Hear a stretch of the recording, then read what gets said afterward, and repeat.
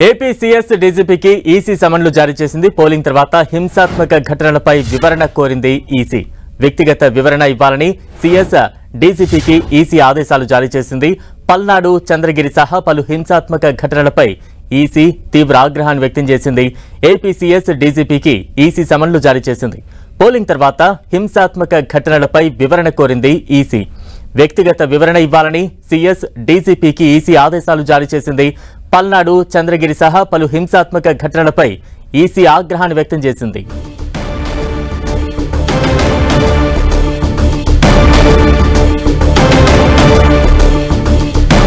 AP CS డీజీకి EC సమన్లు జారీ చేసింది. పల్నాడు, చంద్రగిరి సహా పలు హింసాత్మక ఘటనలకు సంబంధించి వివరణ ఇవ్వాలంటూ కూడా ఈసీ సమన్లు జారీ చేసింది.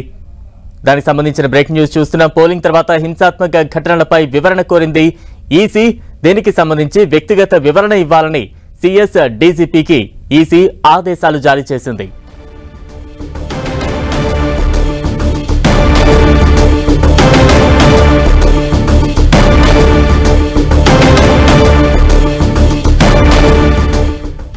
పోలింగ్ తర్వాత హింసాత్మక ఘటనలపై వివరణ కోరింది ఈసీ. వ్యక్తిగత వివరణ ఇవ్వాలని సీఎస్ డీజీపీకి ఈసీ ఆదేశాలు జారీ చేసింది.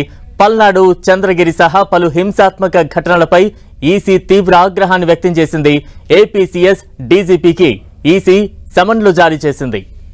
పోలింగ్ తర్వాత హింసాత్మక ఘటనలపై వివరణ కోరింది ఈసీ. దీనికి సంబంధించి తాజా అప్డేట్స్ అందించేందుకు మా ప్రతినిధి విజయ్ చంద్రన్ సిద్ధంగా ఉన్నారు. విజయ్,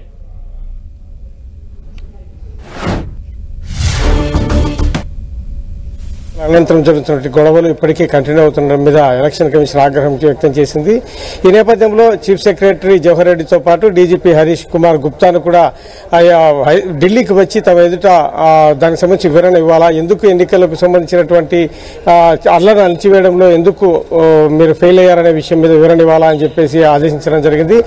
ఆంధ్రప్రదేశ్లో కొనసాగుతున్నట్టు అల్లర్లు ఏవైతే ఉన్నాయో, ఏకంగా క్యాండిడేట్ల మీద హత్యాయత్నాలు జరగడం అయితేనేమి, తర్వాత వాహనాలు దగ్ధము, పలువురి ఇళ్లను ధ్వంసం చేయడము, పోలింగ్ బూతుల్లోకి చొరబడి అక్కడ ఈవీఎంలను ధ్వంసం చేయడం, ఇవన్నీ కూడాను ఎలక్షన్ కమిషన్ చాలా ఆగ్రహం వ్యక్తం చేసింది. ఎందుచేత మీరు ఈ విధంగా అల్లరి అణచివేయడంలో మీరు ఫెయిల్ అయ్యారనే విషయం మీద స్పష్టమైన వివరాలని ఆదేశించింది. అయితే ఎన్నికలకు ముందుగా ఎన్నికలను సజావుగా నిర్వహించాలని చెప్పేసి ఏపీ డీజీపీ రఘునాథ్ రెడ్డిని ఎన్నికల కమిషన్ బదిలీ చేసింది. అంతేకాకుండా గుంటూరు రేంజ్లో పనిచేసినటువంటి పలువురు ఉన్నతాధికారులను కూడా పోలీస్ డిపార్ట్మెంట్లో బదిలీ చేసింది. బదిలీ చేసి పూర్తి స్థాయిలో ఎన్నికల కమిషనే కొంతమంది అధికారులను నియామకం చేసి డీజీపీని కూడా హరీష్ కుమార్ గుప్తాను కూడాను ఎన్నికల కమిషనే అపాయింట్ చేసి ఎన్నికల సజావుగా నిర్వహించాలా అని చెప్పేసి ఆదేశాలు ఇవ్వడం జరిగింది.